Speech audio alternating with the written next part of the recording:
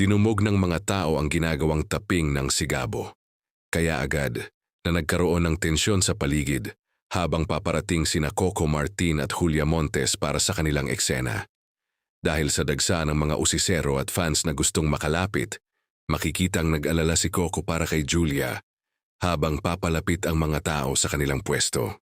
Ayon sa ilang nakasaksi, agad na napatakbo si Coco papunta kay Julia upang alalayan ito sa gitna ng siksikan.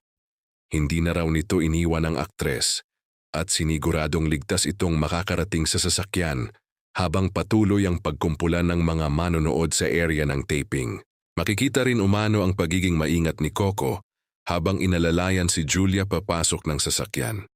Mabilis na isinakay ang aktres upang makaiwas sa anumang aberya habang patuloy pa rin ang paghiyaw at paglapit ng ilang fans na excited makita ng personal ang dalawa.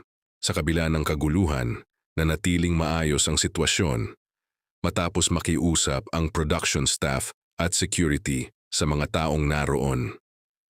Pinaalalahanan ang mga manonood na panatilihin ang disiplina at huwag masyadong lumapit upang hindi maantala ang taping at para na rin sa kaligtasan ng lahat.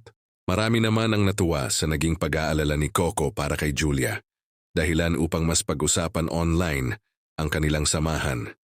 Patuloy ring inaabangan ng fans ang mga susunod pang eksena at pasabog ng inaabangang seryeng Sigabo.